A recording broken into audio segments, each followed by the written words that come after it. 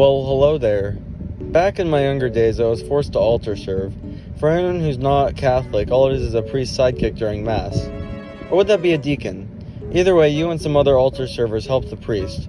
Your basic duties are holding books, wearing robes, and carrying around candles. Anything an 18th century librarian would do.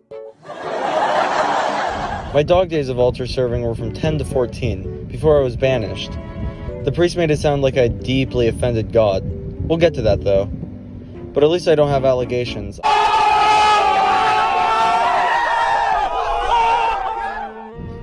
did many questionable things during my tenure as an altar server. My first time altar serving had a really great impression on not only the priest, but also the patrons of the church. So I stand up to hold the book for the priest, but the problem is I missed my cue. So 15 seconds later I got up to hold the book for him, but he was already holding it himself, so I turned right around after I got to his chair. I ended up wandering around the stage until the end of the reading because I didn't know what to do. Pretty sure nobody in Mass was focused on the actual reading. My spectacle had completely captured the attention of all the churchgoers. It must have been pretty entertaining because nobody complained and I wasn't booted yet. The next time I knocked on wood, literally I knocked over a wooden tray during the moment of silence, which really proved how stealthy I am.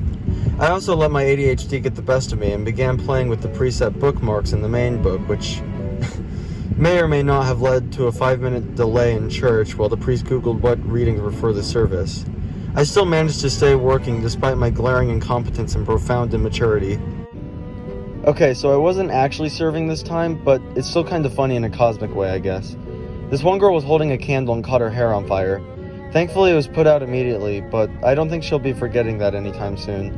Now, I don't find this funny because she could have gotten hurt. I find it funny because I expected myself to be the one who catches their hair on fire. She must have been really jealous of my competence to try and challenge me like that.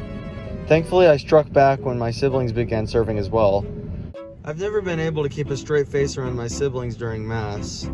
Multiply that with being given responsibility, and you've got yourself one entertaining Mass, which, by the way, is the only reason my dad signed them up. Church must have not been entertaining enough for him, which is obviously the entire and only point of attending. No, I'm just kidding. Only if you're non-denominational.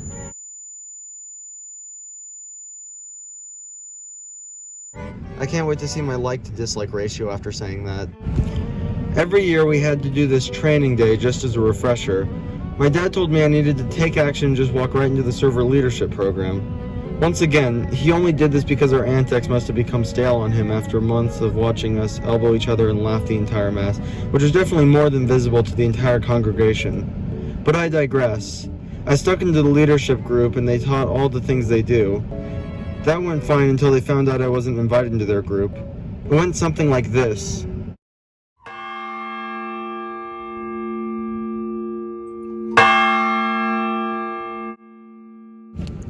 Son, do you know what you just did?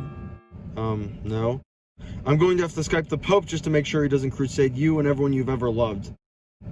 Yeah, I'm just gonna go home. You've been warned. Warned. Another weird thing was their dress code. You essentially needed a tux even though you couldn't see it under the robes. They only had 2 servers once, and you generally need 6. When we offered to help, the first guy said yes. Then the second guy showed up, who ended up being a plump 2-year-old man, who wanted to serve as an altar boy. He honestly could have been the priest with how he looked.